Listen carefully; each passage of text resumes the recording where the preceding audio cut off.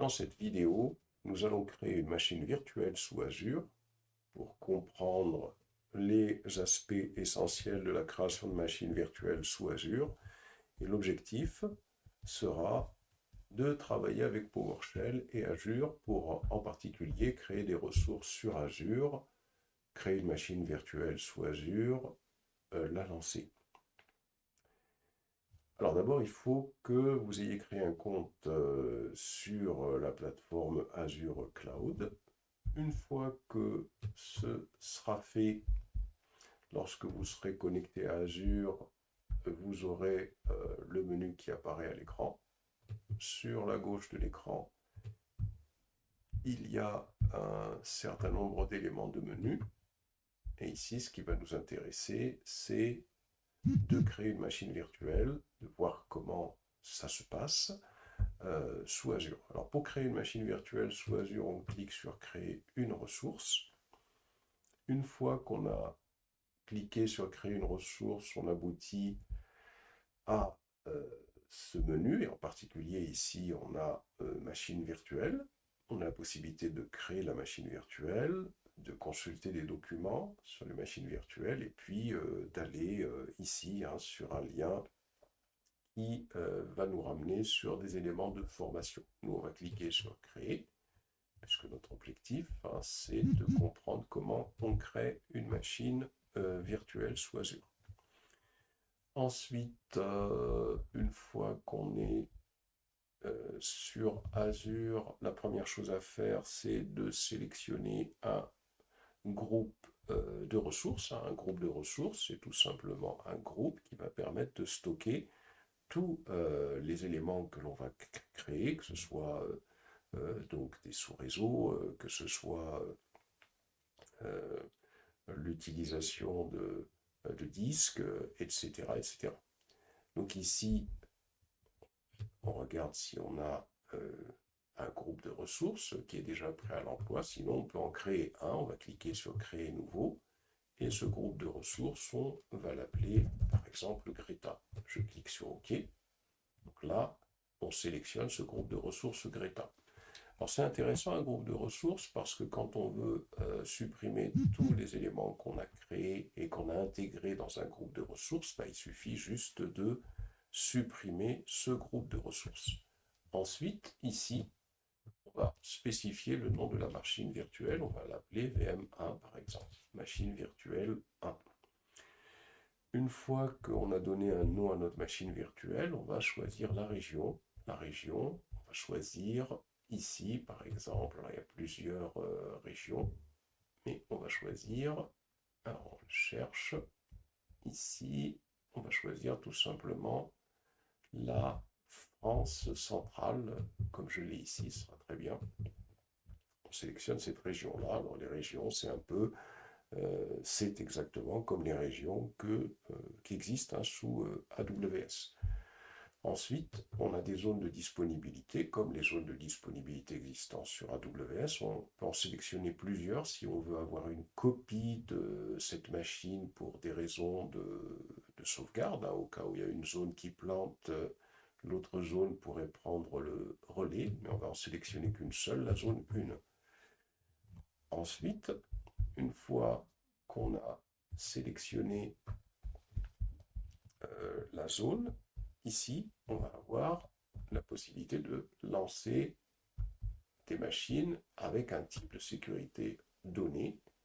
Donc là, il y a plusieurs niveaux de sécurité. Niveau de sécurité standard, niveau de sécurité de base de vos machines virtuelles. On peut lancer des machines virtuelles approuvées qui protègent contre les attaques persistantes et avancées sur les machines virtuelles de génération 2 avec des fonctionnalités configurables telles que le démarrage sécurisé, etc. Donc, nous, on va choisir le numéro 2 ici, lancer les machines virtuelles approuvées. Ensuite, on va sélectionner une image qu'on va installer sur la machine. On va sélectionner une image qui va être, par exemple, Ubuntu Server x64 de deuxième génération. Pour l'architecture de la machine virtuelle, on va laisser comme ici x 64. On a la possibilité de cocher cette case exécutée avec la remise Azure Spot. Ça permet d'utiliser la capacité inutilisée de Azure. Mais alors attention, c'est-à-dire que Azure peut mettre à notre disposition des capacités inutilisées, ça peut nous faire gagner de l'argent, on va décocher. Mais alors attention, la problématique, c'est que notre machine peut être supprimée au cas où Azure a besoin de ressources. Donc, c'est vrai que ça peut faire moins cher, mais il faut tenir compte de cette possibilité-là. Alors, en formation, on pourrait la cocher, mais on va la laisser décocher. Ensuite, on va choisir la taille de la machine. Alors ici, on a différentes tailles, hein, et on voit les prix. Par exemple, ici, on a une machine standard D2 V3, 2 processeurs virtuels avec 8 Go de RAM. C'est ce qu'il nous propose. Ça, c'est une taille qu'on a récemment utilisée. Mais bien sûr, il y a d'autres possibilités. On peut cliquer sur voir toutes les tailles à ce niveau-là, pour voir un peu toutes les tailles existantes. Par exemple, ici, on a la possibilité d'utiliser une machine DS1 V2 qui a un processeur virtuel et qui a 3,5 Go de RAM, à peu près 4. Et on voit que ici, on a un coût qui est abordable. Donc on peut sélectionner cette option-là. Voilà. Ici, une fois qu'on a choisi la taille de la machine, le compte administrateur à ce niveau-là, donc soit on peut travailler par mot de passe, ou on peut travailler avec la clé publique SSH. On peut définir ici le nom d'utilisateur qui va être Azure User, et le type d'authentification, on a dit que c'était SSH. On peut à ce niveau-là régler les ports d'entrée. Alors ici, on peut soit avoir aucun port d'entrée qui va être activé, et il faudra donc, pour pouvoir accéder à cette machine virtuelle, utiliser une fonctionnalité que nous propose Azure, qui est la fonctionnalité Bastion. Donc Bastion, ça nous permet d'accéder à notre machine via un navigateur. Ou alors on peut autoriser les ports sélectionnés, comme ici, par exemple. On peut aller pour sélectionner un port donné. Donc c'est un peu le même principe que sur AWS. On peut même ensuite activer d'autres ports, hein, comme ça se fait sur les groupes de sécurité. Il y a une chose intéressante à voir, c'est que si on remonte à ce niveau-là et qu'on change l'image, ici, par exemple, on va choisir une image Windows Server 2019, ici, eh bien, si on descend, alors bien sûr, il faudra mettre le nom d'utilisateur, hein, ici, par exemple, admin, il faudra mettre le mot de passe.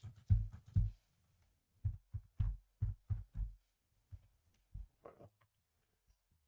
Et il faudra, bien sûr, confirmer le mot de passe. Voilà. Ah, qu'est-ce qu'il me dit? Les noms d'utilisateurs ne doivent pas inclure de mots réservés. Donc, admin, c'est pas possible. On va mettre tout simplement mousse. Voilà. Et ici, la valeur doit comprendre entre 12 et 23 caractères. Donc, il faut quelque chose de plus puissant.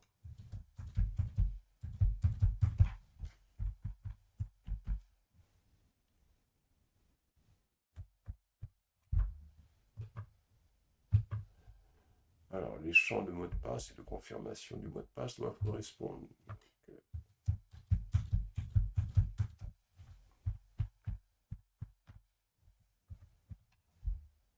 voilà. C'est parfait. Ensuite, ici, on va autoriser le port RDP, hein, comme ça, on va pouvoir s'y connecter avec connexion bureau à distance. Et donc, on constate que quand on choisit Windows, on voit que le port d'entrée, ce n'est pas le port SSH, ça va être le port RDP. Ensuite, une fois qu'on a fait ça, on clique sur Suivant. Et là, quand on a cliqué sur Suivant, on arrive sur la partie où on doit sélectionner les disques. Alors ici, on a la taille du système, du disque du système d'exploitation, c'est-à-dire qu'on a un disque, un seul ici, sur cette machine virtuelle qui a été affectée au système d'exploitation. Et ici, pour le type de disque de système d'exploitation, là actuellement celui qui est sélectionné, c'est le SSD Premium, mais on voit qu'il y a la possibilité de sélectionner d'autres possibilités, en particulier le HDD, qui lui va être beaucoup moins cher. Alors, bien évidemment, ici, on a ce qu'on appelle une clé qui est gérée par la plateforme qui peut être utilisée pour chiffrer le disque dur. Et là, on voit qu'on peut éventuellement créer un autre disque pour pouvoir l'attacher à la machine. Ça pourrait être un disque de données. Ensuite, une fois qu'on a fait tout cela, on clique sur Vérifier et Créer. Donc, il va y avoir une vérification qui va être effectuée. Et juste après, on va pouvoir créer notre machine. On clique sur Créer. Et là, la création de la machine virtuelle va démarrer. Là, il faut patienter un petit peu le temps que toutes les ressources soient créées, puisque là, Azure, ce qu'il fait, il crée toutes les ressources nécessaires à l'exécution de notre machine virtuelle. Donc là, il faut patienter un petit moment. Une fois que la machine virtuelle a été créée avec toutes ces ressources, on peut cliquer sur Accéder à la ressource. Et là, on voit notre machine virtuelle qui est bien en cours d'exécution. On voit son emplacement et on voit ici son adresse IP publique. Donc ça veut dire que si je clique sur cette adresse IP publique et que je lance la connexion bureau à distance, ici, si je vais connexion bureau à distance, je colle l'adresse IP publique, je clique sur connexion, je clique sur autre choix, je clique sur utiliser un compte, je vais écrire le nom de l'utilisateur que j'ai défini tout à l'heure, le mot de passe.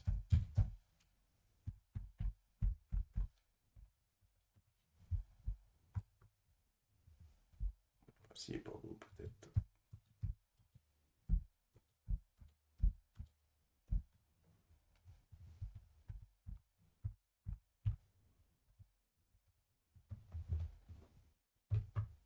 Voilà.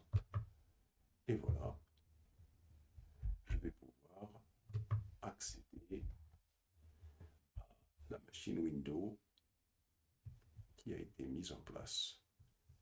Voilà, je vais sortir de cette machine puisque je ne vais rien y faire dans l'immédiat. Voilà.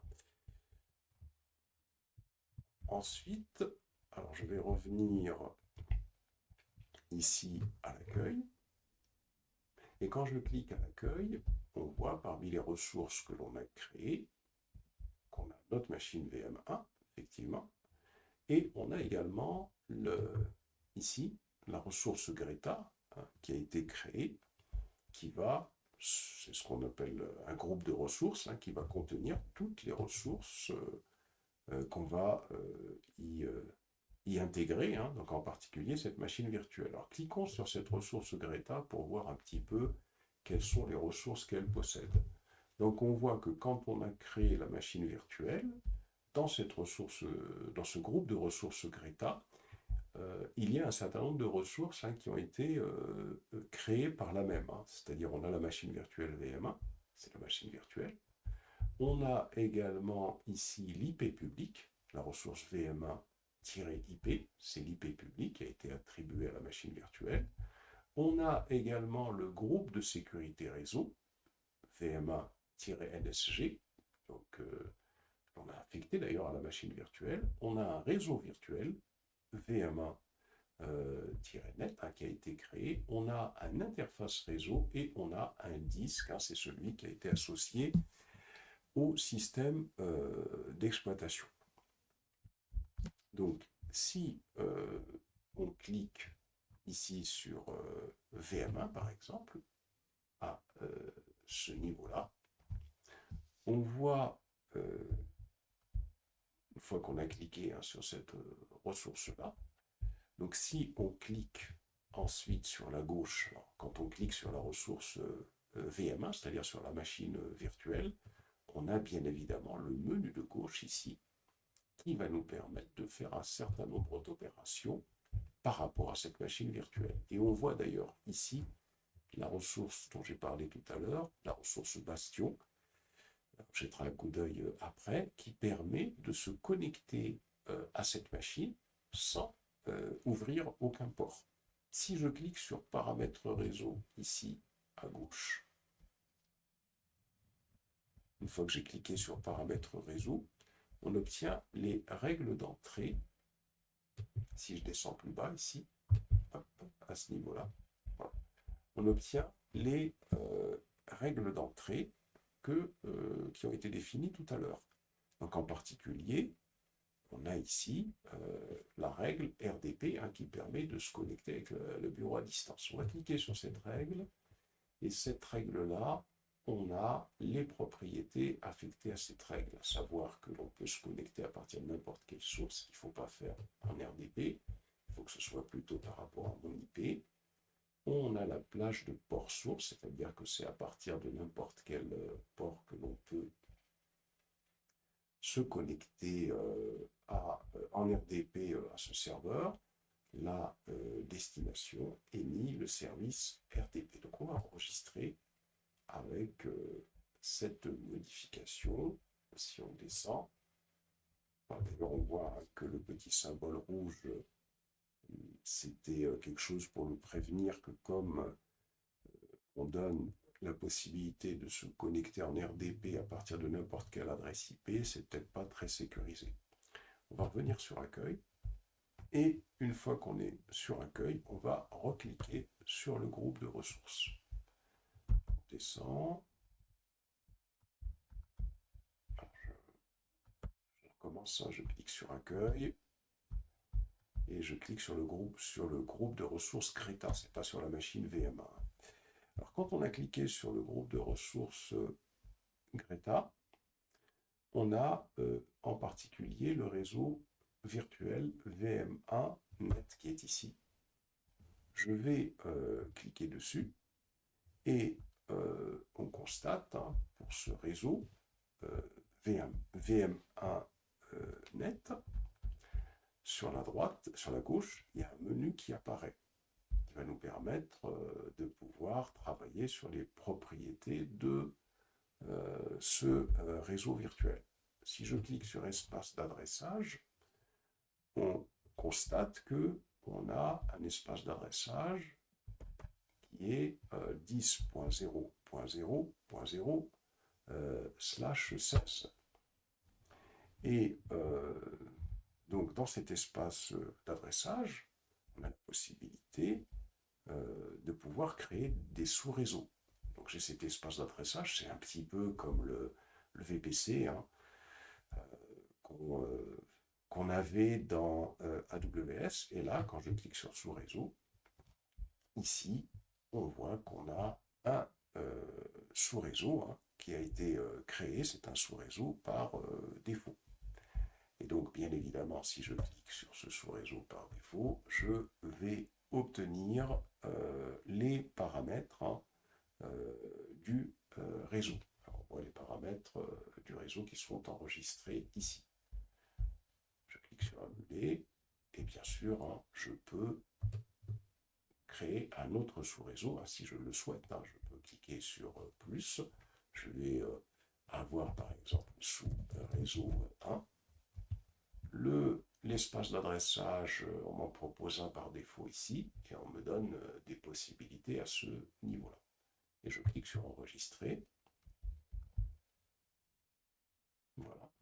Ça me permet de créer un autre sous-réseau qui est affecté tout simplement à l'espace d'adressage qui, lui, est affecté donc à ce réseau virtuel VM1 net. Donc voilà pour cette ressource concernant donc les réseaux virtuels.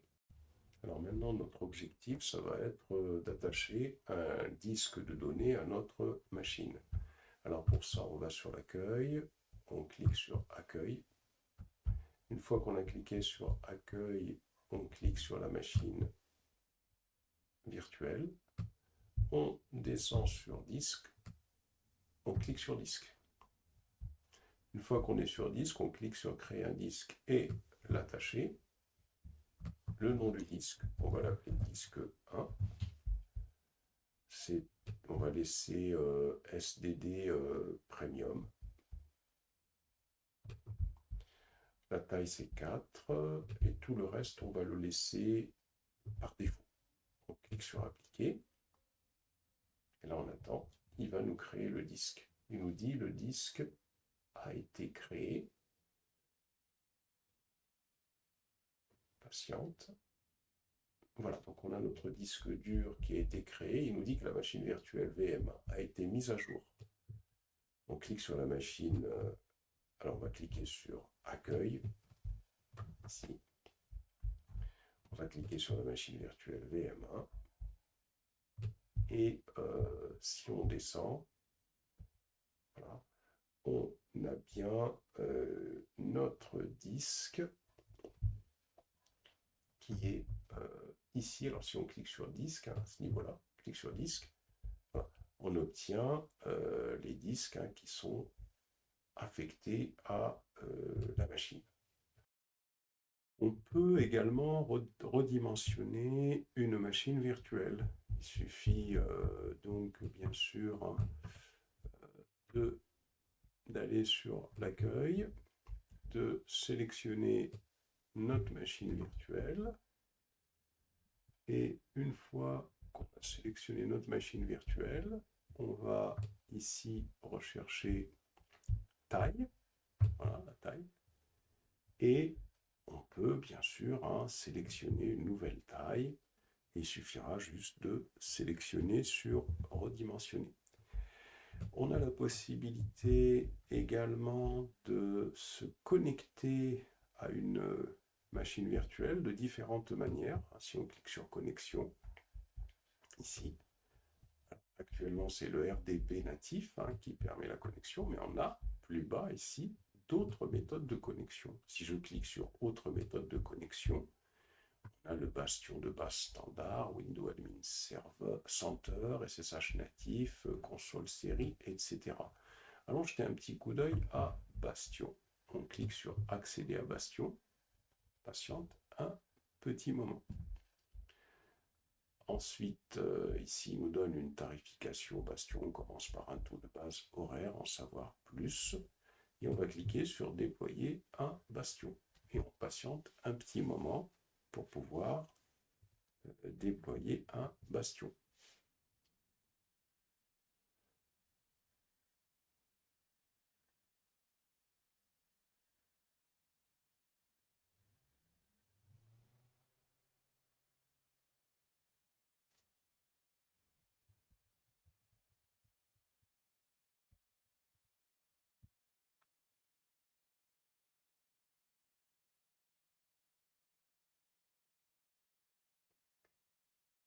Là, il est en train de me créer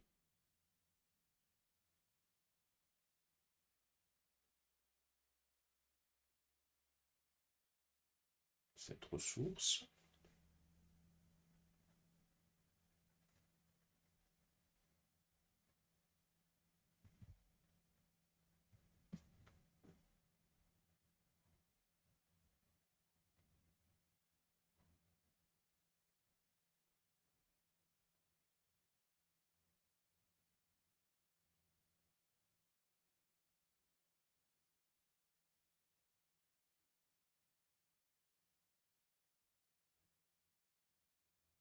patienter un petit peu le temps que la ressource soit créée. On attend.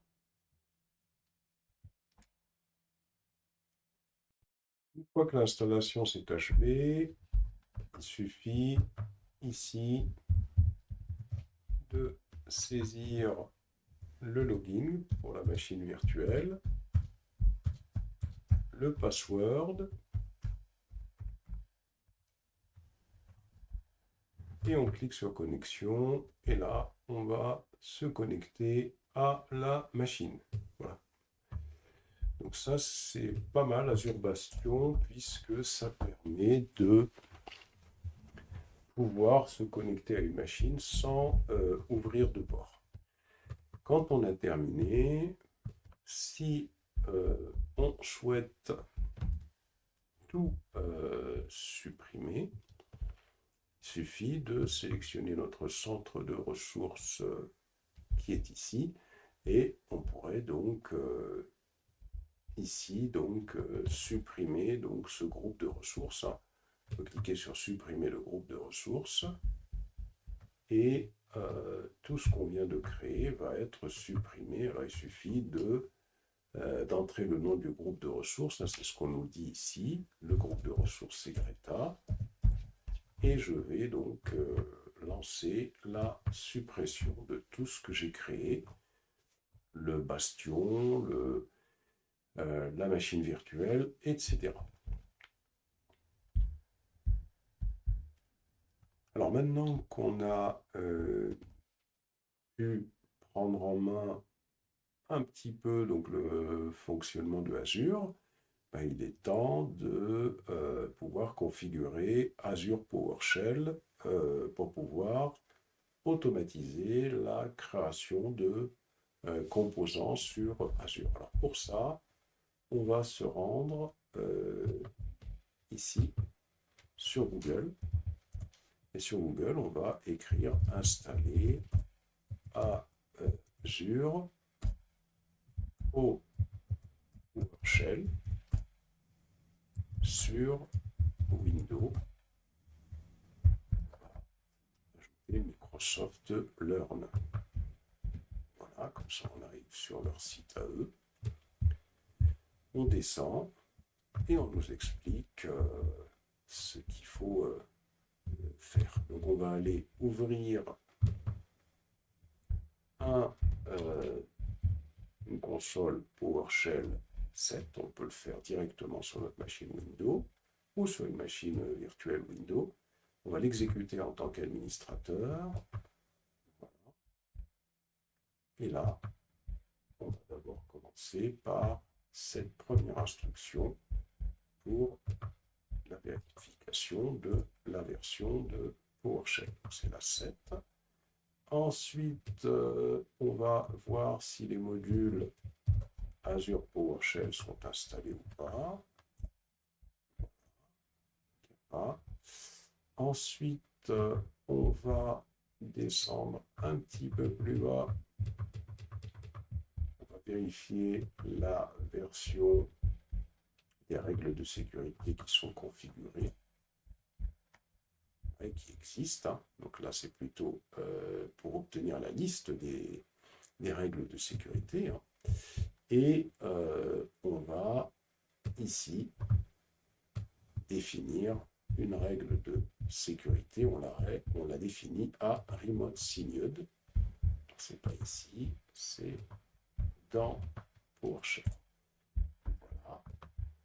Ensuite, une fois qu'on a fait ça, on va procéder à l'installation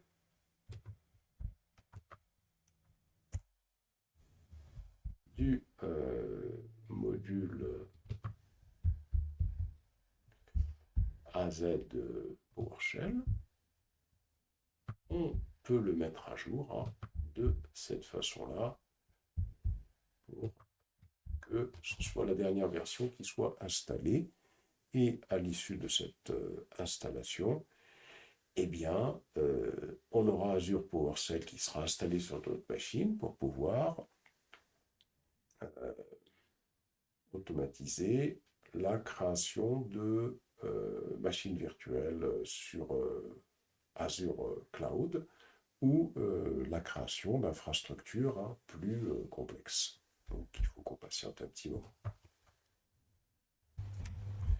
Et bien sûr, la dernière instruction pour mettre à jour les modules, compile, update module.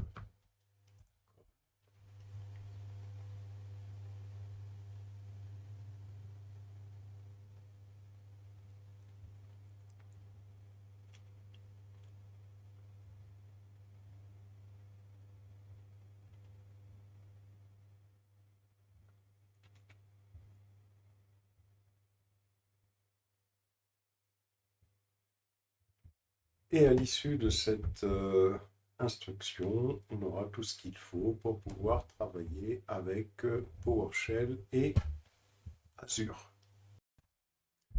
Alors, pour se connecter à Azure, donc on saisit la commande connect-az compte un espace moins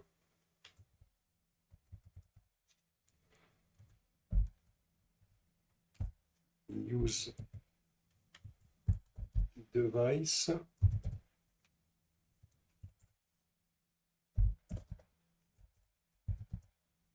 authentification. Ça va permettre de sélectionner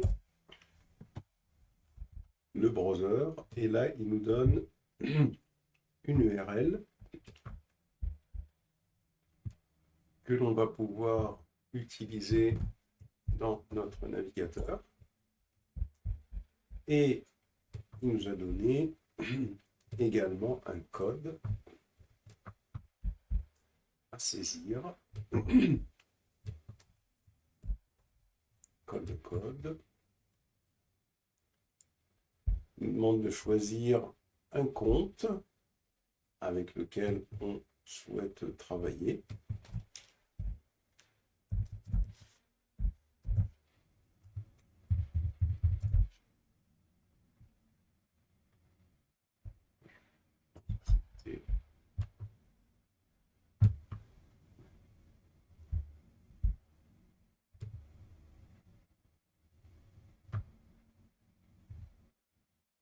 Voilà, donc là on est connecté, on peut fermer et à partir de là on peut travailler avec PowerShell. Par exemple, on souhaite avoir toutes les ressources existantes sur notre plateforme cloud. Donc il suffit de taper la commande get-az ressources. On valide.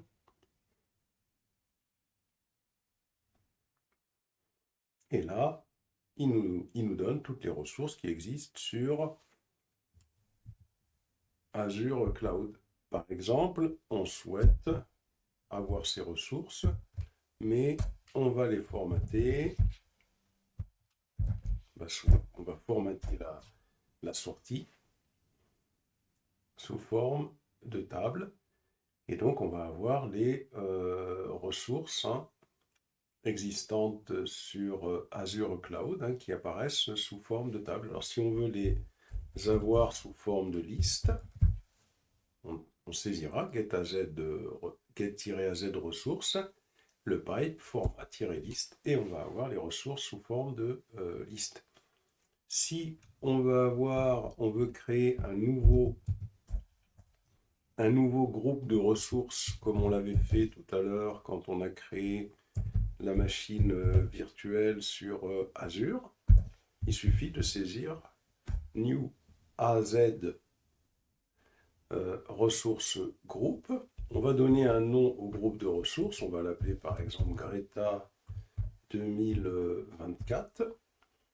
On donne la localisation de ce groupe de ressources, moins location West Europe par exemple, et on valide. Voilà, il nous a créé là. Et là, quand on va se connecter sur le portail Azure, on va simplement ici aller à l'accueil et on va rechercher les groupes de ressources, on voit que Azure 2020, que Greta 2024 est bien là. On a bien donc Greta 2024 hein, qui est ici hein, au niveau donc des ressources que on a créées. Alors si on veut créer une machine, il suffit de faire un clear ici. Alors si on veut créer une machine, on peut utiliser la commande new azvm. Quand on utilise cette instruction-là, il va nous demander des informations concernant le nom de la machine, le nom de l'utilisateur et puis le mot de passe et la machine va être créée. Donc on peut créer notre machine de cette façon-là. Là, c'est une façon minimaliste hein, dans laquelle on utilise l'instruction new azvm. Et puis là, on préciserait le nom de la machine. Par exemple, on lui dirait qu'on veut créer la machine Azure. Il nous demanderait le credential pour nous connecter à la machine admin. Le mot de passe, par exemple, ici. On lui passerait un mot de passe. Par exemple, on validerait. Il explique que aucune valeur n'a été fournie pour la taille de la machine, donc il dit qu'il va la créer sous la forme standard des 2S V3. Alors ici, il nous indique que le logging admin est interdit, donc on recommence. Donc le nom de la machine, on a dit que c'était Azure. On a dit que l'utilisateur, ça va être Moussa. Le mot de passe, on va créer un mot de passe. Voilà. On valide et il nous explique qu'aucune taille n'a été fournie pour la machine, donc la VM sera créée avec la taille standard des 2S V3. Et là, donc, il va nous créer une machine vraiment avec... on lui a fourni un minimum de paramètres. Bien évidemment, on aurait pu lui fournir des paramètres hein, sur la ligne new azvm, mais on peut voir en PowerShell déjà qu'avec très peu d'informations, on peut lancer la création d'une machine. On va attendre que la machine soit créée et on ira jeter un petit coup d'œil pour voir ce qui aura été fait exactement.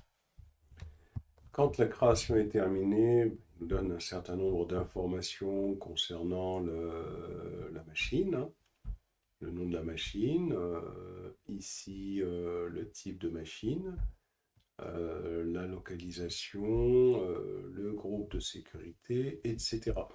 Et on a également le groupe de ressources hein, qui est ici.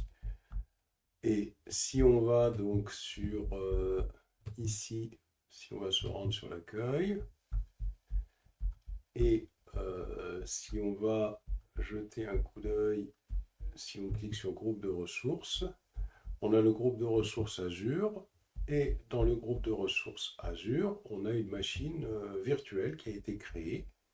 Le voilà, la voilà, cette machine virtuelle. On voit qu'elle est en exécution, qu'elle n'a pas eu d'adresse IP publique. Elle a été créée sans, bien évidemment, hein, sans qu'on lui ait donné les paramètres qu'on souhaite. On voit l'image. Hein. L'image, c'est un Windows Server. Voilà. Donc, on voit qu'on peut interagir avec Azure moyennant PowerShell. Là, donc, on a utilisé une commande à laquelle on n'a pas transmis de paramètres. Hein. Et si on souhaite supprimer le groupe de ressources et tout ce qu'on vient de créer, il suffit d'écrire remove azvm. Voilà, on va lui indiquer le ressource groupe name. Alors, le ressource groupe name, c'est Azure. C'est ce groupe de ressources qu'on veut supprimer. Le nom -name, puisqu'on veut supprimer la machine Azure que l'on a créée. Et on va forcer la suppression, -force deletion $. Alors on va répondre yes, on valide. Et là, la machine va être détruite. Voilà, donc là on a on a donc notre plateforme PowerShell qui est prête à travailler avec Azure. Et donc on va tenter d'aller un petit peu plus loin dans la prise en main de PowerShell avec Azure. Donc, on peut faire beaucoup de choses avec PowerShell en particulier. On peut installer AKS sur Azure PowerShell. AKS, c'est un service qui permet d'utiliser Kubernetes, de mettre en place Kubernetes sur Azure. Donc pour ça, on saisit juste déployer AKS sur Azure avec PowerShell. On a ici sur un site de Microsoft, Learn Microsoft, le démarrage rapide, comment déployer un cluster AKS avec Kubernetes service avec Azure PowerShell. On descend. On va donc d'abord créer un groupe de ressources qui va s'appeler AZ Ressources Group. Donc new Azure Ressources Group -name my Ressources Group -location istus. On va récupérer et coller. Alors, on peut changer la région si on veut à ce niveau-là, mais on va la laisser comme ça. On valide. On peut aller vérifier le groupe de ressources ici. Si on rafraîchit, on va avoir groupe de ressources. On a bien My Ressources Group qui est ici. Ensuite, on continue et une fois qu'on a installé le groupe de ressources, on va créer le cluster AKS.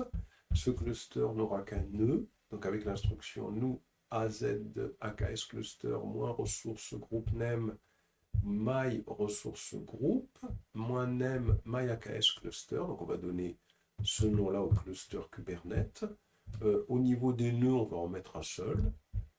Enable Managed Identity. Donc, on va activer une identité managée, affectée par le système. Voilà, donc on va récupérer cette instruction. Voilà, et on va la coller et ça va nous créer notre cluster AKS. Alors là, on nous explique. On nous dit que default SSH keyfile c'est user please use parameter -SSH keyvalue. Donc ce qu'on va faire, on va détruire celle qui existe ici. Voilà, comme ça il va la générer lui-même. On va faire del et on va coller. Voilà. Et on va rappeler l'instruction. Voilà, comme ça, il va générer lui-même. Voilà, et on patiente un petit peu et il va donc nous créer un cluster AKS. On patiente un petit peu, un cluster Kubernetes. Le cluster a été créé. Si on va sur notre navigateur, on va sur Azure, on va dans Accueil. Si on clique sur Groupe de ressources, ici, on constate que on a notre groupe de ressources qui est ici. Et on a bien ici, alors si je viens sur le site qui est ici. Donc on a le nom du cluster, c'est My AKS Cluster. Donc My AKS Cluster, on devrait le retrouver à ce niveau-là. Alors il suffit de cliquer sur, voilà, donc je l'ai ici, hein. My ressources, My AKS Cluster dans Istus. Hein. Voilà, donc là, j'ai Kubernetes qui a été installé. On le retrouve ici. Alors, je reviens sur Accueil. On va retourner ici sur notre cluster qui a été créé. Et là, maintenant, on va se connecter au cluster. Donc, ici, on va utiliser kubectl. Donc, pour installer kubectl localement, on appelle l'applet install AZAKS CLI Tools. Donc, on va appeler cette applet. Call. On sélectionne cette applet. On va coller.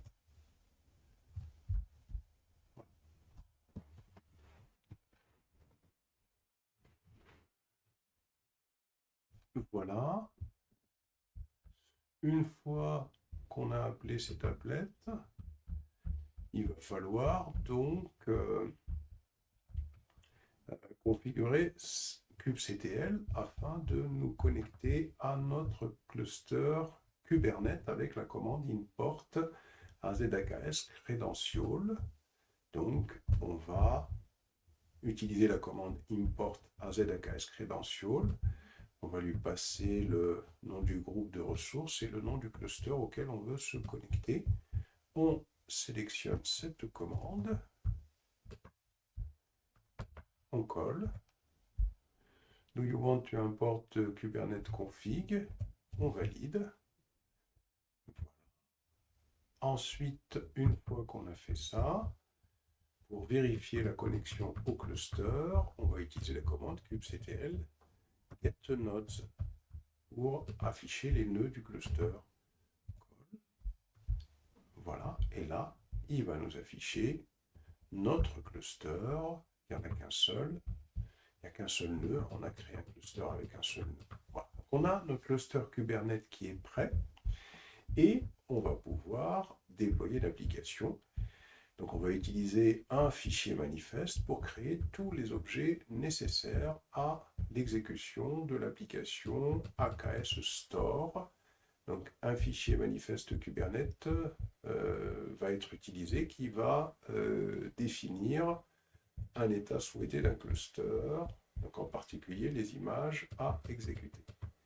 Alors cette application AKS Store, on nous explique plus haut que cette application, c'est une application en fin de compte de... Alors on ne nous la présente pas bien ici, mais c'est pas grave, on va nous la déployer. Hein, ça doit être, on la voit ici, hein, c'est une application avec deux microservices, une sorte de structure pour stocker des ordres de commande en quelque sorte, hein, des produits, et puis ici donc une sorte de storefront, c'est-à-dire ça va être tout simplement l'interface graphique, hein, qui va être affichée. Donc ça va être une application. Cette application, il suffit de cliquer ici, on va obtenir cette application, l'application storefront.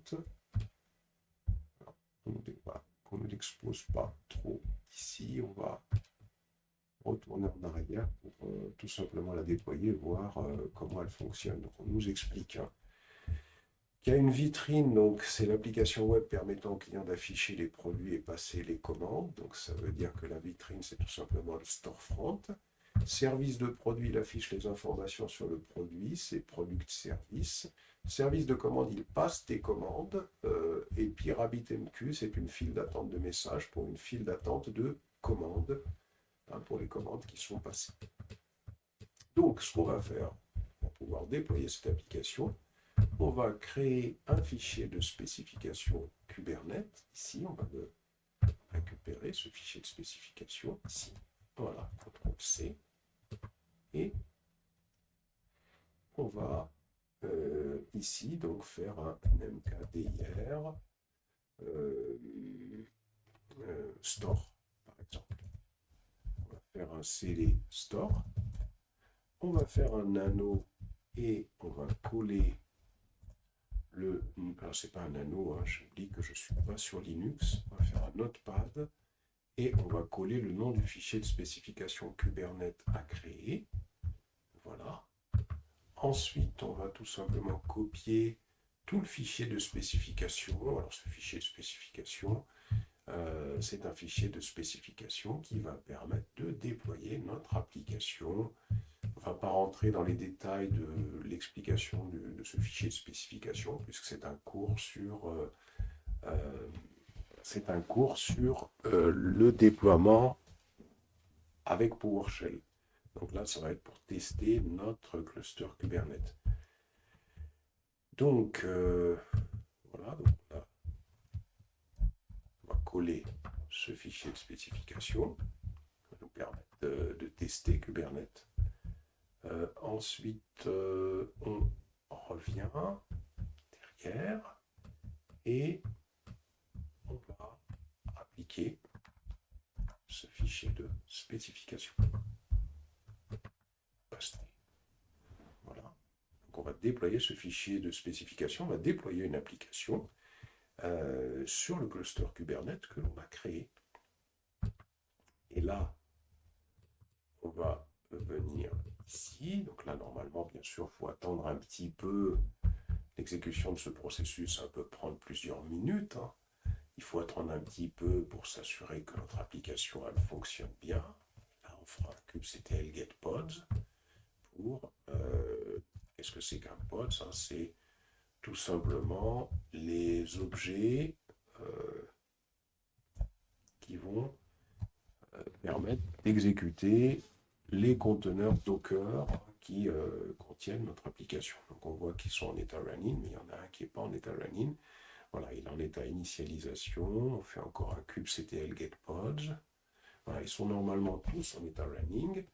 Et là, si on va sur notre application, on nous dit rechercher une adresse IP publique pour l'application de vitrine et surveiller la progression avec la commande kubectl get service et l'argument watch. Donc, on va récupérer cette instruction-là.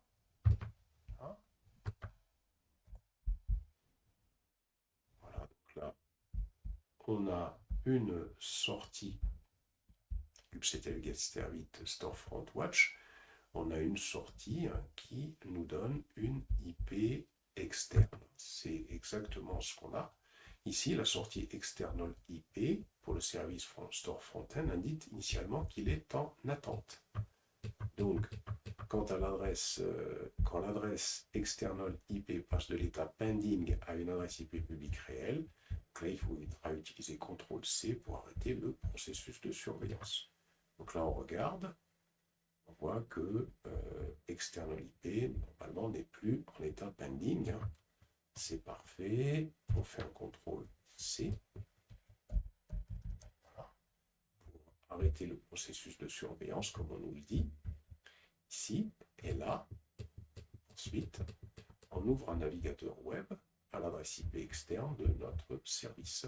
Donc ici, on va revenir ici.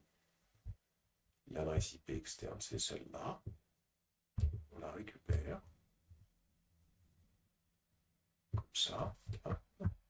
Et on va la coller dans notre navigateur web. Et voilà, on a notre application qui a bien été installée ici. L'application a bien été installée sur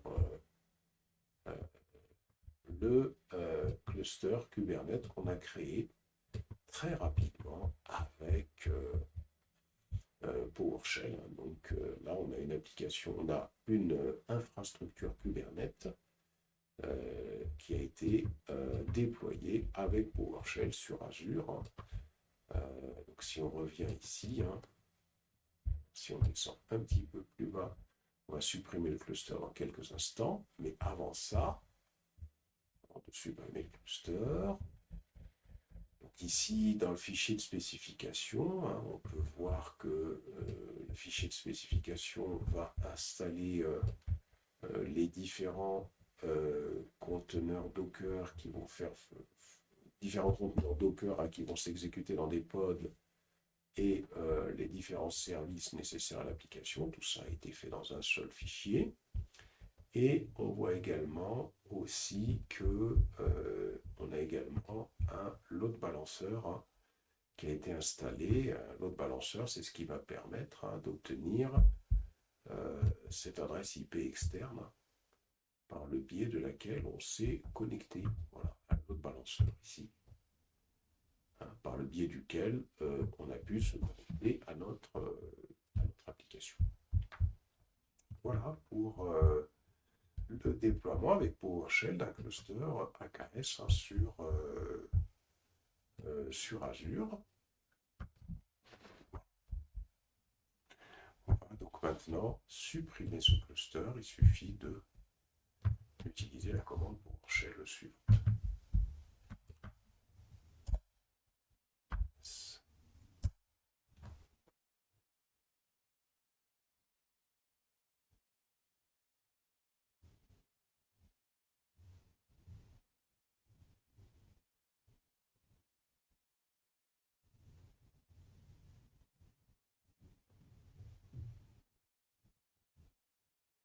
Et on patiente hein, que le cluster soit supprimé. Il faudra aller se rendre compte dans Azure que le cluster Kubernetes a bien été supprimé.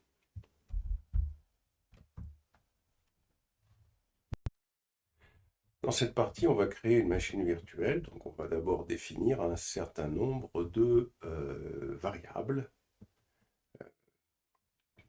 qui vont être associées donc, à cette machine, en particulier le nom d'utilisateur, le mot de passe, le groupe de ressources, etc.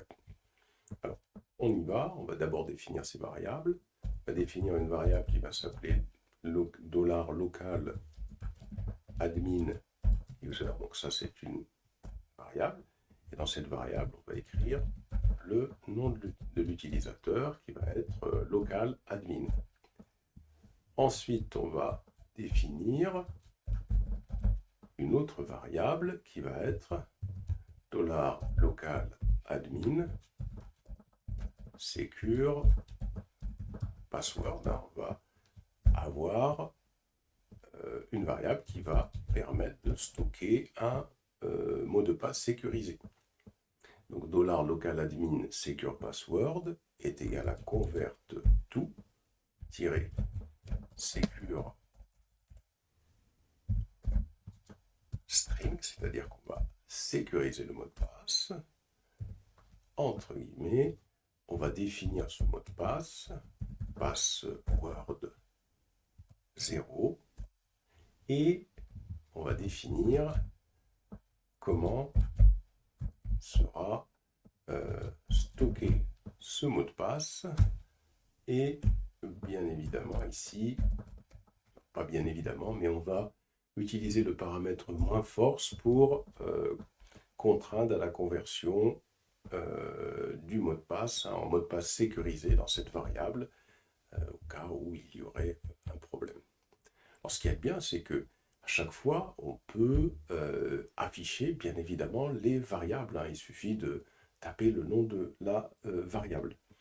Alors, ensuite, on va définir un groupe de ressources. Hein. Groupe de ressources, hein. On se souvient que ça permet de définir des composants dans lesquels toutes les ressources qui vont être stockées lors de la création de toutes les ressources qui vont être créées lors de la création de la machine virtuelle vont être stockées.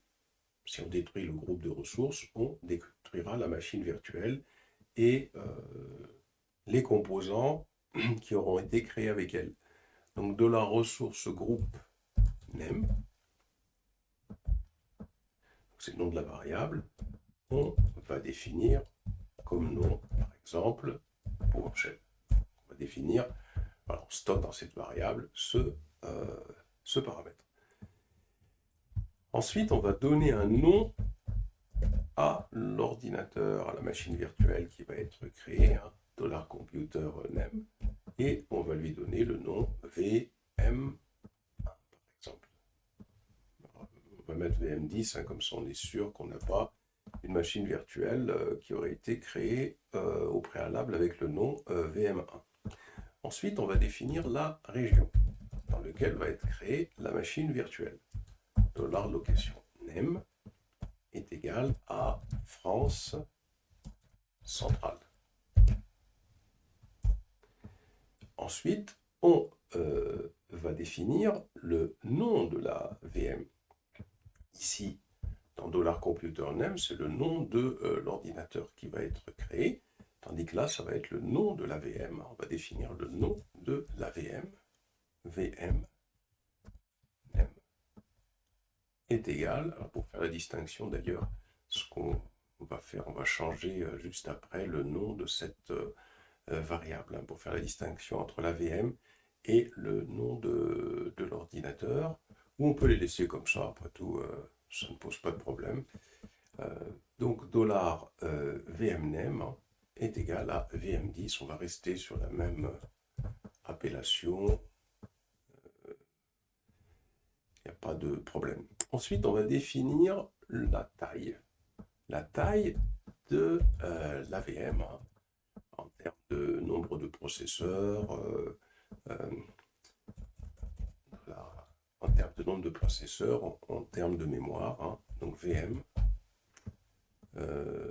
size. Et là, on va lui mettre comme taille des tailles existantes, un standard underscore A1 underscore V2. Bien sûr, hein, c'est des tailles qu'il faut connaître, hein, soit on va dans la documentation de Azure, soit on va sur l'interface, sur la console, pour voir les tailles existantes. Donc là, on définit cette taille. Ensuite, on va définir le nom du réseau. Network name est égal à, entre guillemets, on va lui donner le nom VNet forme dans Z. Ça va être le nom du réseau. On va définir le nom de l'interface réseau associée à la machine. On avait vu un peu ces paramètres-là, ces composants-là, lorsque notre machine virtuelle avait été créée. Donc VM NIC 15 par exemple, ici. On va définir le nom du sous-réseau. $subnet est égal à subnet LAN. On va définir l'adresse du sous-réseau. Donc on va définir cette adresse, hein. Donc $subnet à adresse préfixe est égal à 10.0.0.0/24. Ça va être notre sous-réseau. Et enfin, on va définir l'adresse du réseau, $, qui elle va être au-dessus, hein, $VNet à adresse préfixe est égal à 10.0.0.0/16. Voilà, donc là, on a les paramètres. Mais pour l'instant, c'est des variables. il n'y a absolument rien qui a été créé. Donc là, la première des choses qu'on va faire, c'est créer le réseau, créer ensuite le sous-réseau, et puis créer l'interface réseau. Mais là, pour l'instant, il n'y a absolument rien qui a été créé. Donc pour pouvoir créer les ressources, pour pouvoir les configurer, on va commencer par le subnet. Donc dollar. Alors là par contre, on va prendre cette variable. Cette variable-là, on va la...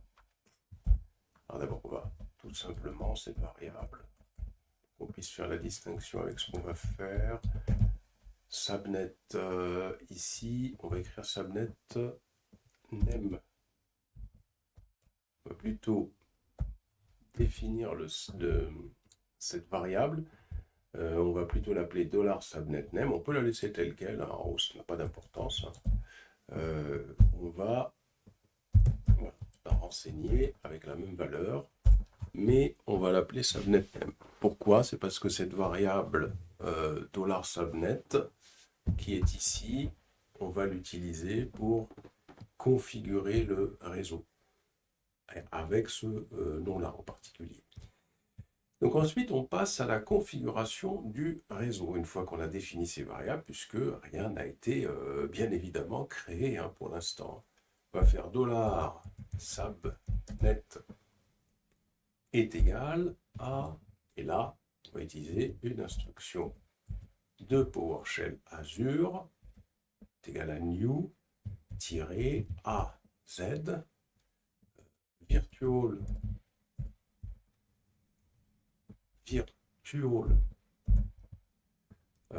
network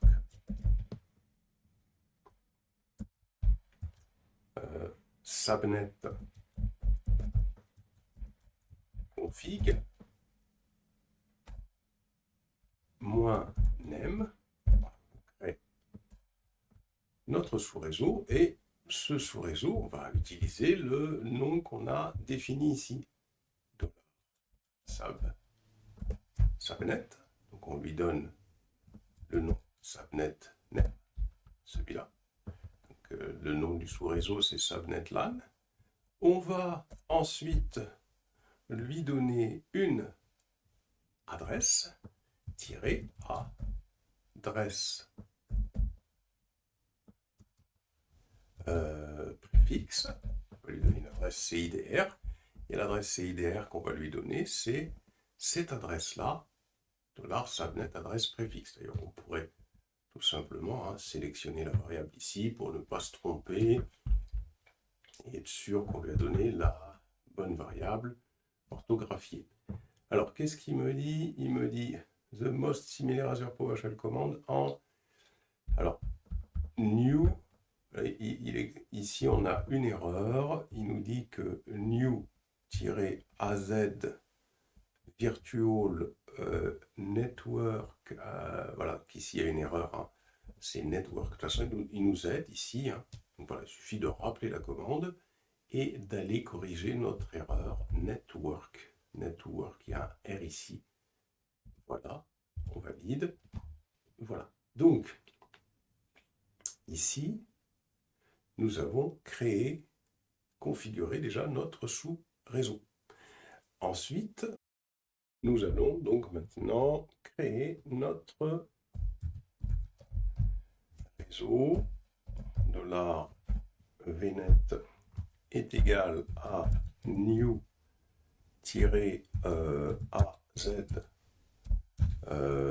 virtual network -name.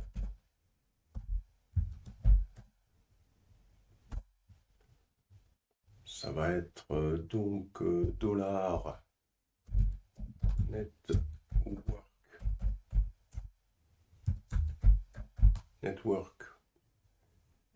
$network name ressources groupe name. Donc ici, la commande pour créer notre réseau network. Alors ici, c'est pas bon. On reste toujours dans les minuscules. Le nom du réseau, ça va être $network name qu'on a tout simplement défini ici, $network name, à ce niveau-là. Ensuite, on indique le groupe de ressources dans lequel ce réseau va exister. Hein. Ce groupe de ressources, il est défini ici. Donc on peut aller récupérer cette variable hein, pour ne pas se tromper.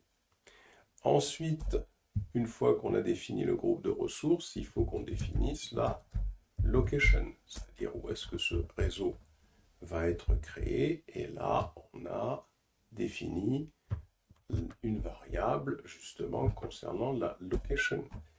Ensuite, on va définir l'adresse. Donc, moins adresse préfixe et préfixe et le préfixe d'adresse, c'est-à-dire l'adresse CIDR, hein, tout simplement, on l'a défini à ce niveau-là. Et enfin, moins subnet va indiquer le sous-réseau hein, que l'on a défini plus haut, qui appartiendra donc à ce réseau. Alors, ici, qu'est-ce qu'il nous dit? Il nous dit que ressource groupe PowerShell could not be found. Ça signifie tout simplement qu'on n'a pas créé ce groupe de ressources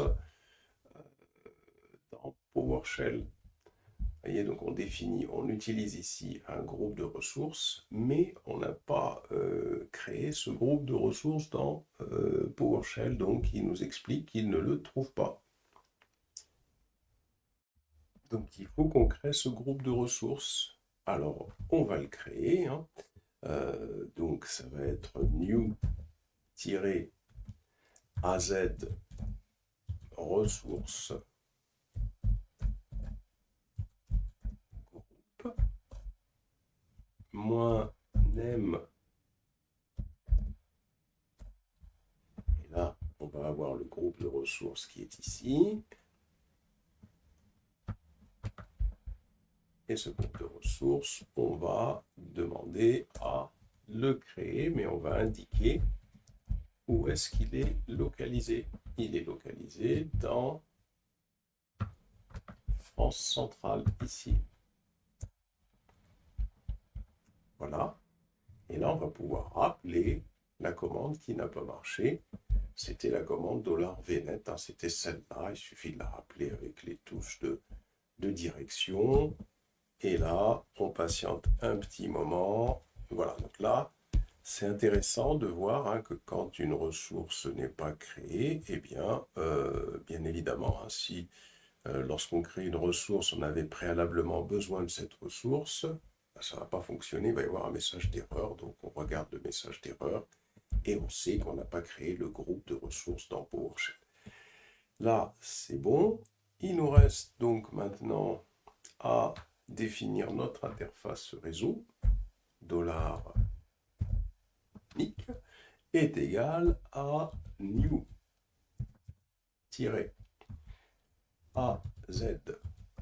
network interface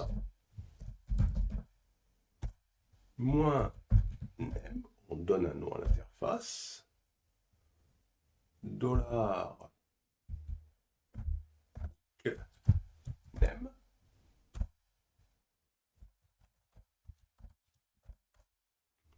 Alors, moins. Alors, ici, on va lui donner le nom qu'on a défini plus haut. Il faut aller le chercher. Il est ici. Hop, on le récupère et on peut le coller.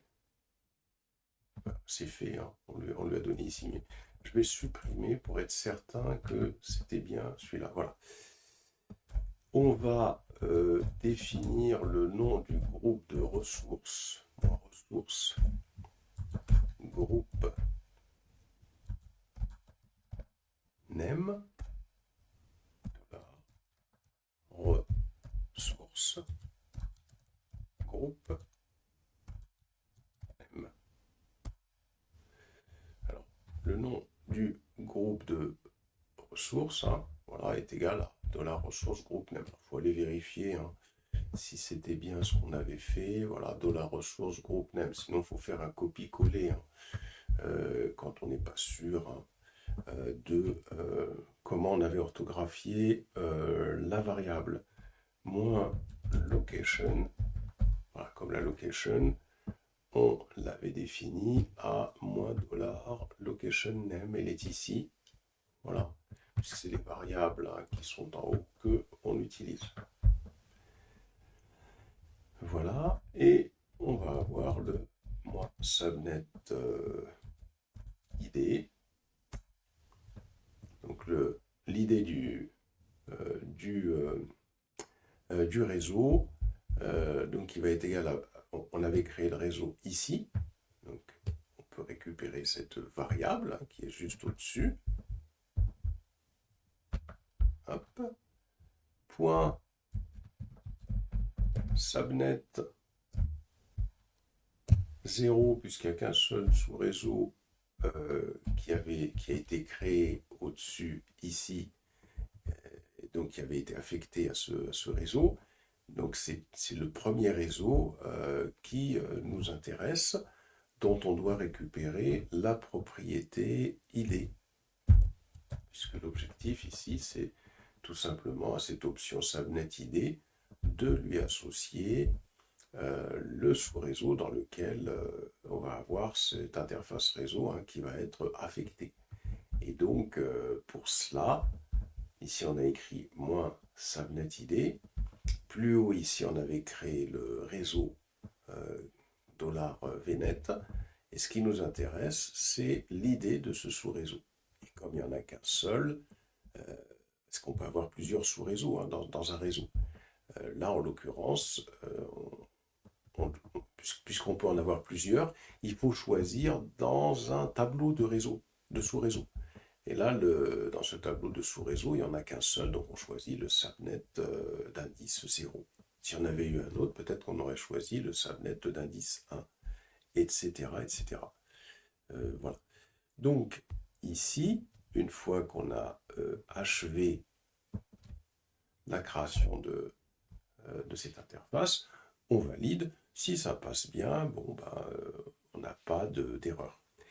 Ensuite, il faut configurer les identifiants, ce qu'on appelle les credentials. Les credentials vont être configurés sur la base du nom d'utilisateur et du password, hein, qu'on avait défini plus haut ici. Le $local admin user, le $admin secure password. C'est sur la base de ces deux éléments qu'un credential peut être généré.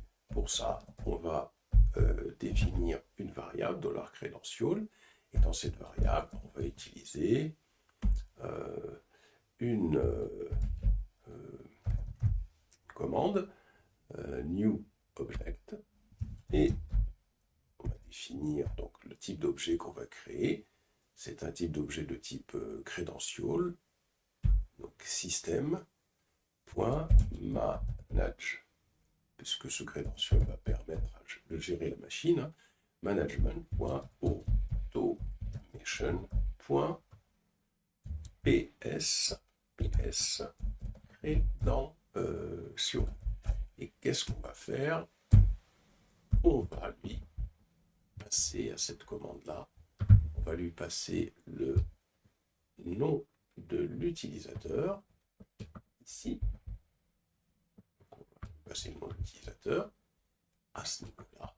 Et on va également lui passer le mot de passe, hein, qui avait été défini plus haut, ici. Ici, et je passe le mot de passe. Je valide. Alors, il me dit cannot. Oui, j'ai fait une erreur. Alors, il faut rappeler la commande. Ici, c'est système. Et ce qu'il y a de bien, c'est que quand il y a une erreur, c'est pour ça que c'est intéressant quand on commence à utiliser un petit peu les commandes PowerShell pour travailler avec Azure. C'est pour ça que c'est intéressant de y aller ligne par ligne pour voir les commandes qui passent pas, et on peut récupérer tout ça dans un script ensuite. Ensuite, on a la création de la virtual machine. Donc, on va créer notre machine virtuelle. Donc, $virtual machine est égal. Et là, on commence. Donc, on va d'abord configurer notre machine. Donc, new AZ VM config. Et cette machine, on va lui attribuer un nom, VM name. Name de la machine, on l'a déjà défini à ce niveau-là, ici. On peut utiliser cette variable pour lui passer le nom de la machine. Alors, ici, oui, mais là, c'est parce que la commande n'était pas complète. Donc, on va faire un CTRL-C pour annuler. On va rappeler la commande parce que nous, on ne veut pas qu'il nous pose des questions. Hein, on veut tout lui transmettre. Parce que là, effectivement, dans la configuration, on a transmis le nom de la machine. Mais il faut également transmettre la taille de la machine. Size, $VM,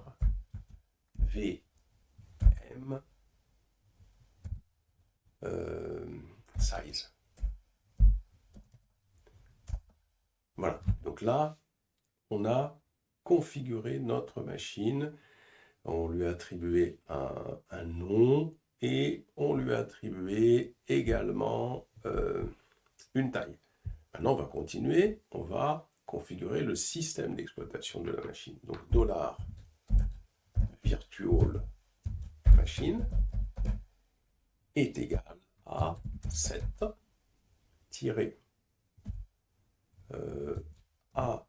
AZ, petit z, on va faire comme ça, le camel case, VM operating system,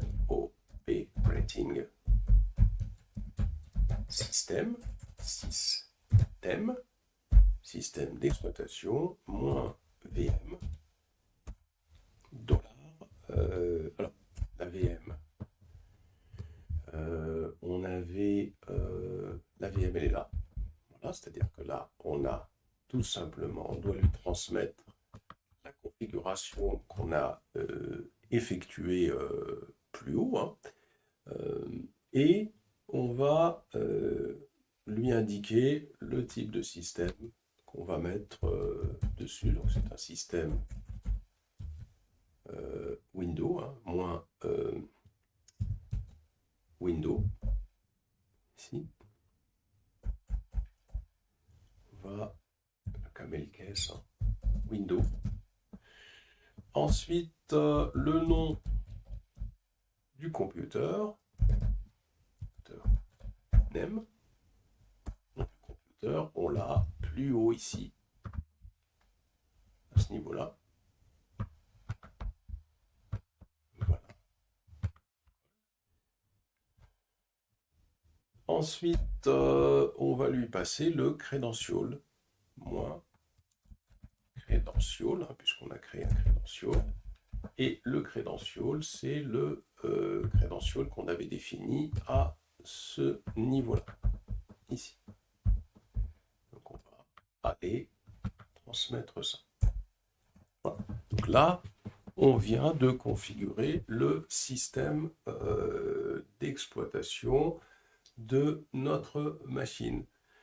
Ensuite, une fois qu'on a configuré, c'est un peu comme quand on est sur une VirtualBox et qu'on commence à créer notre machine et on dit qu'on va mettre du Windows dessus. Et maintenant, on va continuer à configurer notre machine virtuelle. $virtual machine. Cette fois-ci, on va configurer l'image qu'on va utiliser. Un set AZ VM source image. Et on va écrire donc -VM. La VM, c'est la virtual machine qui est ici. Alors c'est ça qui est intéressant, cette écriture, parce que quand on regarde cette écriture, on voit qu'ici on définit une première variable qui va contenir la configuration de la machine.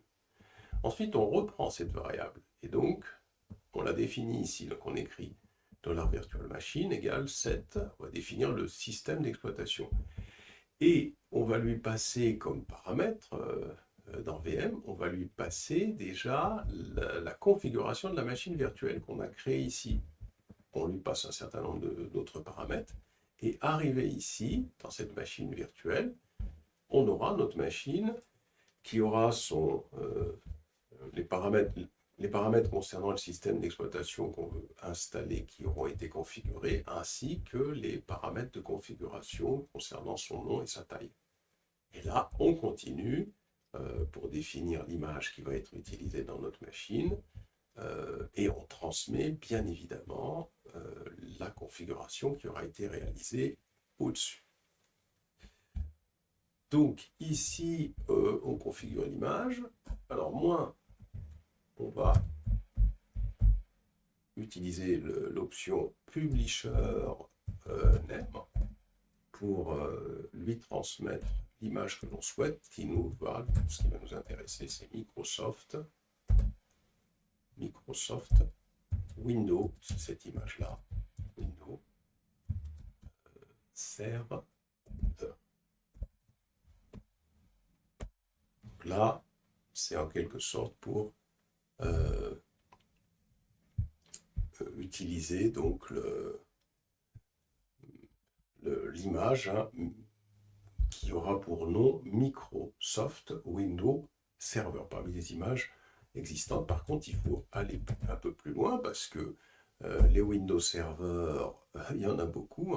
Donc on va utiliser le paramètre offer et ici, entre guillemets, on va lui définir préciser un peu plus le type de Windows Server que l'on veut. Donc c'est les Windows Server. Donc le paramètre offer, c'est ce paramètre-là qu'il va prendre. C'est tout simplement l'offre des Windows Server, et on va lui définir encore plus précisément un identifiant avec l'option SCUS, c'est-à-dire que ce qui va nous intéresser, par exemple, c'est le 2016. 2016, oui, Data Center, par exemple. Data Center, par exemple. Et 2019, 2016, etc., c'est un peu le même principe. Voilà. Si on veut 2019, on prend 2019. Version latest, la dernière version. Encore ces versions-là qui sont d'actualité et qui sont utilisées. Voilà, donc on dit, il y a quelque chose qui n'a pas fonctionné dans la chaîne. Donc quand on s'est trompé comme ça, on fait un CTRL-C et on regarde dans notre chaîne ce qui n'est pas bien passé. Donc là, on voit que ici, c'est là. Voilà. On va reprendre ici. Je vais reprendre puisque je n'arrive pas à remonter dessus. Donc il suffit tout simplement de la sélectionner. Et là, normalement, il y a une erreur ici. Ici, j'ai utilisé une cote et puis un guillemet de l'autre côté. On valide. Voilà. Donc voilà, on a corrigé notre erreur. Hein. C'est une erreur de syntaxe. Et une fois qu'on a tout ça, eh bien maintenant, on va pouvoir, parce que pour l'instant, on a pu avoir une variable, hein, $virtual machine, qui comprend tous les éléments pour pouvoir créer notre machine. Et c'est maintenant qu'on va créer notre machine, hein, new AZM, AZVM, pardon, AZVM. Voilà. On va l'affecter à un groupe de ressources, groupe M. Le groupe de ressources, il est défini ici, à ce niveau-là. On va le récupérer, comme ça. Hop. Et ensuite, on va définir la location. La location, ça va être le dollar location name qu'on peut aller récupérer plus haut ici. Voilà.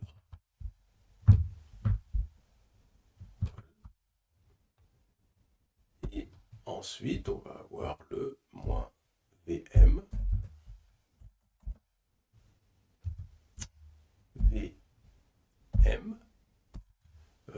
La machine virtuelle, c'est, on l'a défini plus haut, hein, les paramètres de la machine virtuelle, hein, pour l'instant, hein, on a défini tous les paramètres liés à l'image, au système, etc.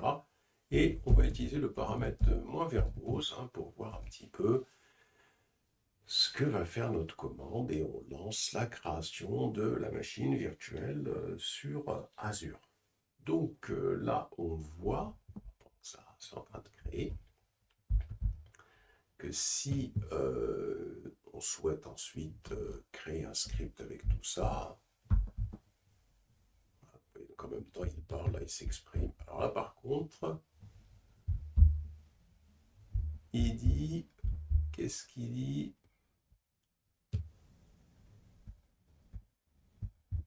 Qu'est-ce qui se passe ici? Voilà, the value standard provider is not valid. Il nous dit, hein, New AZM, the value standard A1 V2 provider is not valid. Valid in the current version en standard D2 A4 V4. Voilà, donc c'est-à-dire que là, on a fourni une taille qui n'est pas valide dans la région où on est situé. Et là, voilà, on a les variables pour les tailles, hein, qui sont valides. Donc là, il nous donne un petit peu tout ce qui est valide. Alors nous, ce qu'on va faire, hein, on va aller voir quand on a un problème comme celui-là, il suffit d'aller voir sur Google Chrome, sur Azure, excusez-moi, on va aller voir sur Azure, hein, les tailles que l'on peut utiliser.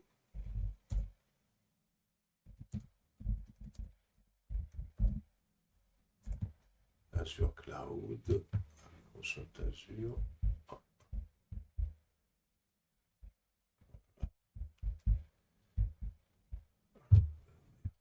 Et Microsoft Azure, je l'ai ici, hein. Autoportal. Voilà.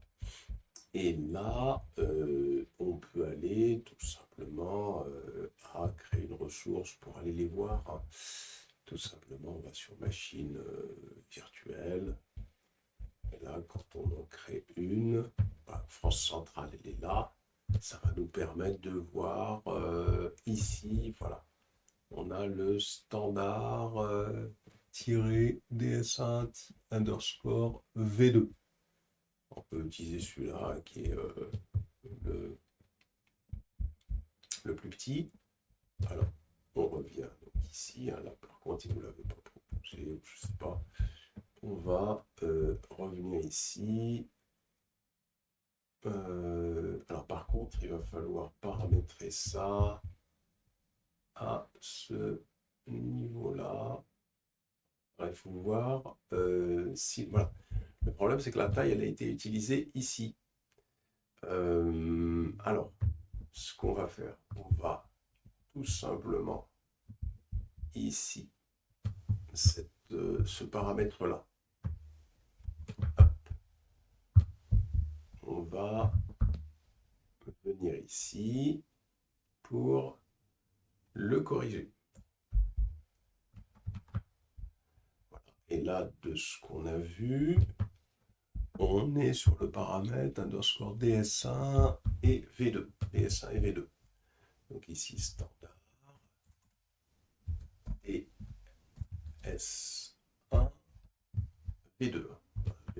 On assurait un standard. Voilà, c'est ça. Et V2. V2 ici, puisqu'on vient de contrôler que ça existe. Et là, le truc, c'est qu'on va revenir ici sur... on va peut-être le faire autrement pour que ce soit plus compréhensible. On va revenir sur les... Voilà, donc ici, à partir sur les virtual machines, ici, donc on avait déjà cette première instruction-là, dans laquelle on avait défini le nom et la taille. Voilà, c'est-à-dire que là, on va récupérer un voilà, nom et taille. Donc on reprend. Parce que pourquoi? C'est parce que, comme on a modifié ce paramètre, on reconstruit cette variable-là avec la bonne taille. Mais si on fait ça, il faut aller reconstruire également, parce que ça c'était la première commande, hein, et puis il faut aller reconstruire les autres commandes. Il y avait celle-là pour le système d'exploitation. Voilà, il faut la reconstruire parce qu'elle tient compte du paramètre précédent. Ensuite, il faut aller reconstruire, donc on avait construit celui-là, celui-là. Il faut aller reconstruire ce qui nous avait permis de créer le système d'exploitation. On colle ici. Et enfin, il faut aller... ça, c'était le système d'exploitation. Attention, on retourne pour voir. Donc, on avait créé la taille, système d'exploitation. Ça fait 2 fois que je le crée, donc il faut aller plutôt construire le système d'exploitation. C'est bon, on va reconstruire cette instruction pour l'image. Alors, il y avait eu un problème sur cette instruction, donc je reviens sur celle qui avait bien fonctionné. Je descends en bas, je colle. Et enfin, la dernière instruction, c'est celle qui nous avait permis de lancer la création de la machine. Hop. Je colle ici et donc ça c'était l'instruction précédente, je l'ai refaite 2 fois. Et ici, voici la construction de notre machine. Colle ici.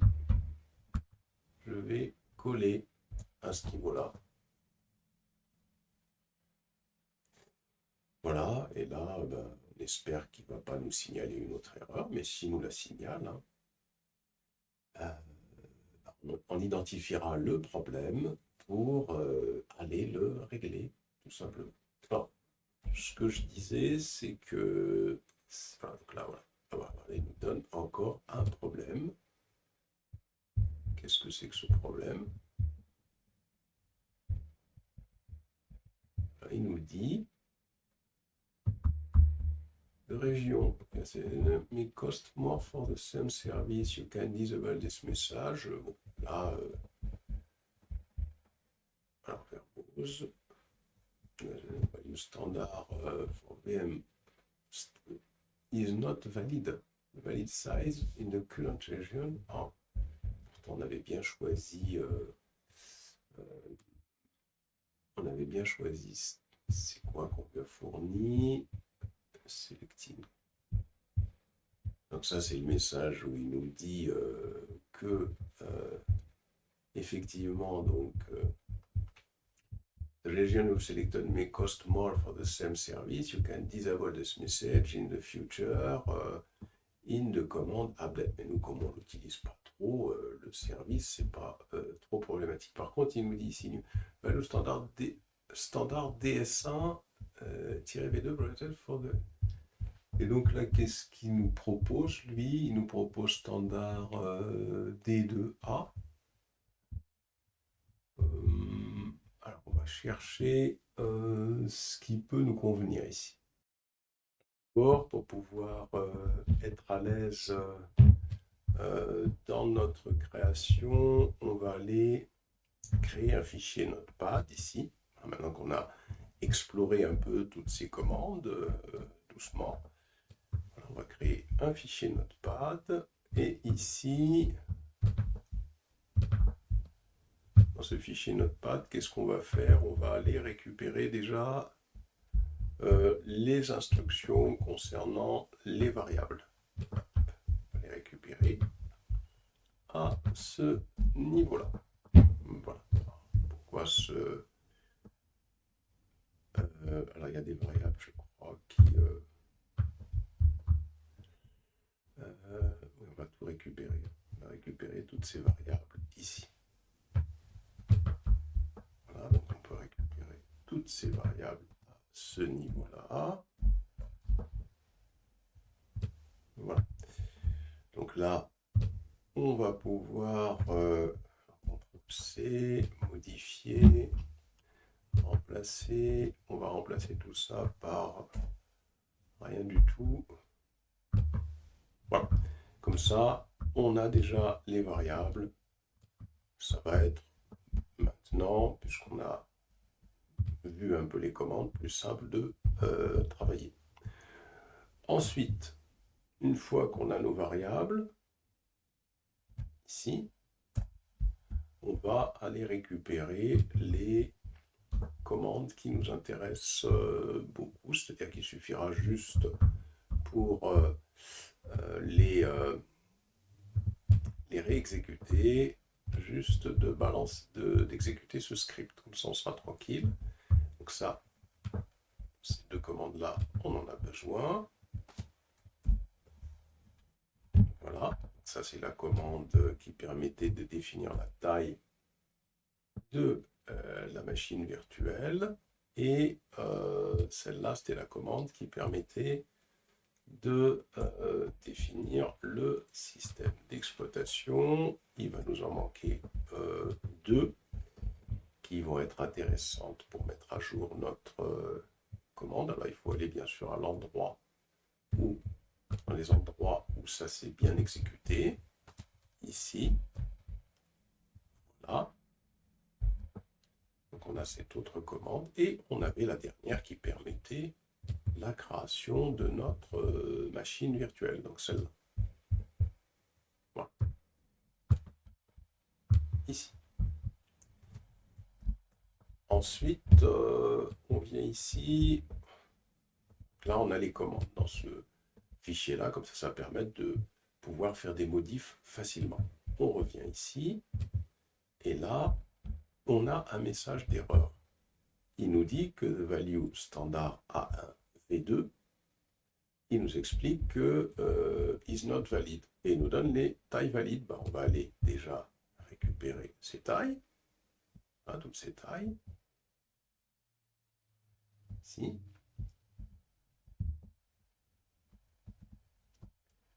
Ah bon, qui doit s'achever ici, hein. Voilà, hop. Et on va les indiquer ici. Et nous, la taille qu'on avait choisie à ce niveau-là, voilà, pour pouvoir coïncider, nous, c'était celle-là, hein, standard A1 V2 que normalement on avait récupéré à CDS1 V2. Peut-être que c'est simple hein, pour voir la taille qui a été définie, comment on fait. Hein. Il suffit tout simplement de venir dans notre fichier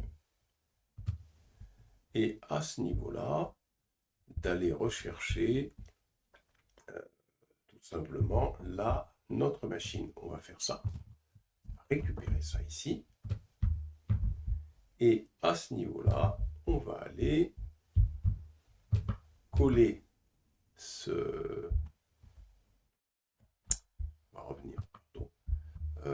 On va revenir sur la taille de la machine, le paramètre taille de la machine, VM size. Hein. Le voilà, CTRL C.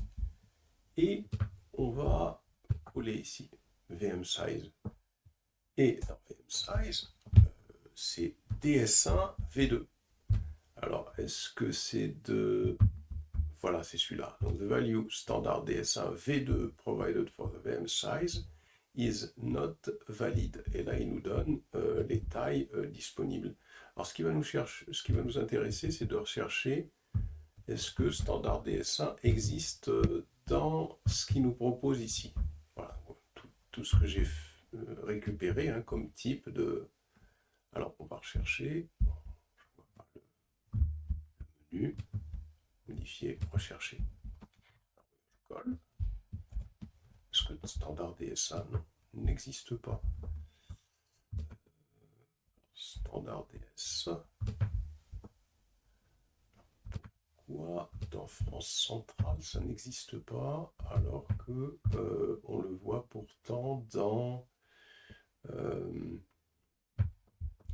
on va recommencer la recherche.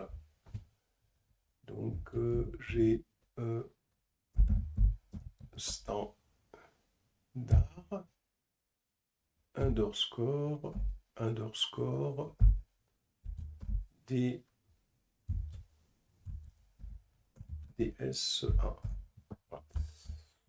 Oui, donc ça devait être une erreur de syntaxe. Ben là, je l'ai au moins ici, voilà, tel qu'il faut l'orthographier. Voilà. Je l'ai ici. Voilà comment on pourrait régler notre problème. Et là, je vais revenir ici. Et là, voici comment moi je l'avais orthographié. Et voici ce que lui nous propose. On est dans une erreur de syntaxe. C'est pas grave, on va venir ici. Ça permet de voir comment résoudre notre problème. Et là, je vais tout simplement faire cette chose-là. Donc on peut récupérer ici tout ce fichier comme ça. On peut aller faire un clear et on va coller. Voilà, et on valide. On valide, on attend s'il n'y a pas une autre erreur. Donc là, on n'a rien fait, on n'a pas tout recréé, hein. On a juste relancé. Ça permet de faire des modifs très rapidement. Et on a juste lancé donc notre petit script. Hein. Alors ici, il nous dit que new AZVM require parameter. Il nous dit que le network profile est manquant. Donc là, ça va déjà. On sait qu'on a notre premier problème qui est réglé. Hein. Donc on va juste définir le network profile hein, qui manque dans notre et on recherche pourquoi. C'est parce que ici j'ai bien créé, parce que si j'ai bien créé la configuration taille et nom, le système d'exploitation, l'image, mais il y a une commande qui manque. Si on va chercher plus haut, ici, si je vais plus haut dans les commandes, si je rappelle les commandes, Virtual Machine, AZ ressources, le système d'exploitation, la configuration. Ici, le cas d'admin. Alors, l'image. Voilà. Et si on remonte, voilà. Normalement,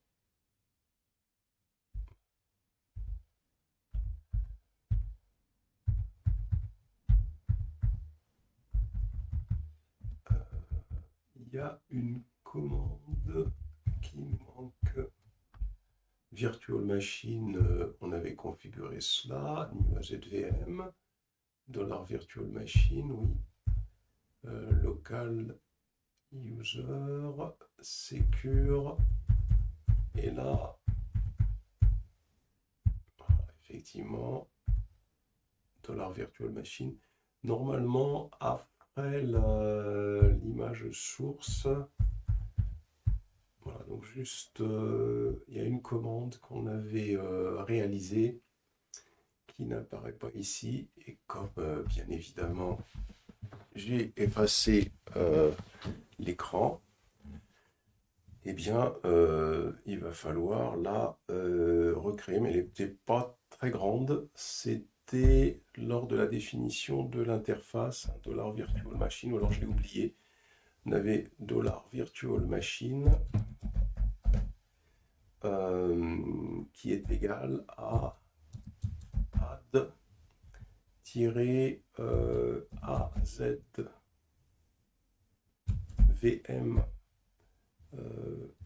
net. On n'a pas affecté d'interface réseau à la machine. Interface -vm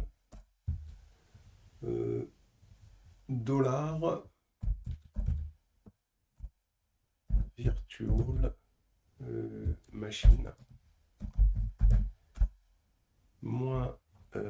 -id. Et puis on devait récupérer donc l'interface qu'on avait définie, qui était $nic.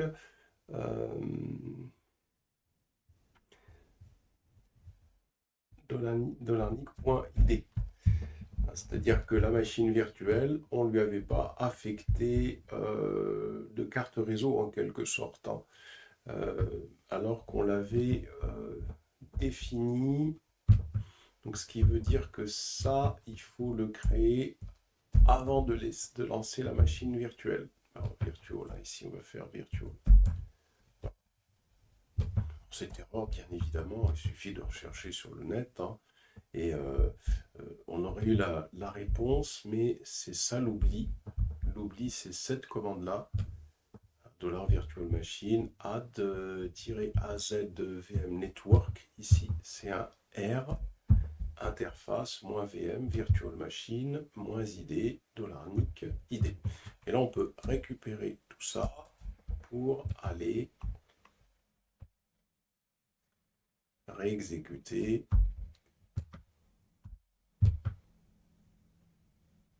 Voilà. Voilà. Voilà. Et là, on va pouvoir, maintenant, si ça passe, hein, on va pouvoir avoir notre machine virtuelle qui va être lancée. On patiente un petit moment. À l'issue de la commande, hein, la machine est créée. Il suffit de venir sur accueil ici. Et là, si on va voir les machines virtuelles, on a bien la machine VM10 hein, qui est créée ici. Voilà. Qui est en cours d'exécution. Alors si je vais sur accueil et je vais sur groupe de ressources, le groupe de ressources PowerShell, et on voit toutes les ressources hein, qui ont été créées avec ce groupe de ressources, hein, toutes celles que nous avons créées tout à l'heure. Voilà. Donc, bien évidemment, là, si on vient sur accueil, si on va sur machine virtuelle, si on clique sur cette machine virtuelle, on a donc notre machine virtuelle ici qui est en cours d'exécution, tout simplement ici. Voilà, donc notre machine virtuelle est en cours d'exécution. Donc là, on n'a plus qu'à détruire cette machine virtuelle quand on n'en veut plus. Donc on peut aller sur le groupe de ressources, on sélectionne PowerShell, c'est le groupe de ressources que l'on a créé, et on clique sur supprimer le groupe de ressources ici, qui va supprimer tout ça, et là il nous dit entrer le nom du groupe de ressources. Donc, le nom du groupe de ressources, hein, c'est PowerShell. Là, on clique sur supprimer et on clique sur supprimer, il va nous supprimer ce groupe de ressources. Donc, les commandes qu'on a réalisées, hein, c'est ici la définition des variables. On a défini un certain nombre de variables. Ensuite, ayant défini l'ensemble de variables, ici, on a défini, on a créé les éléments du réseau. Et ensuite, un petit peu plus bas, donc là, avec le subnet, le VNet et le NIC, et un petit peu plus bas, donc on a défini ici, c'est là où on a créé la machine virtuelle, hein, création de la machine virtuelle. Donc ça nous fait notre script, hein, qu'on peut aller petit à petit, hein, améliorer, hein, définir ce script. Script.ps.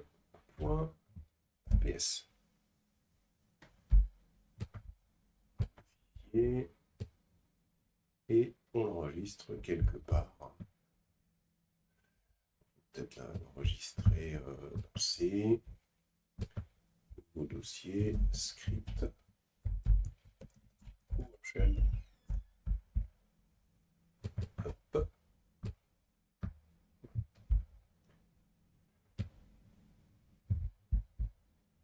On s'assure que nos ressources ont bien été détruites, hein. Là, il est en suppression.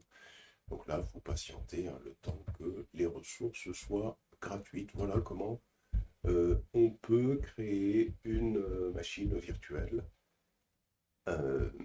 et toutes les ressources qui vont permettre de la créer sous PowerShell et sur Azure.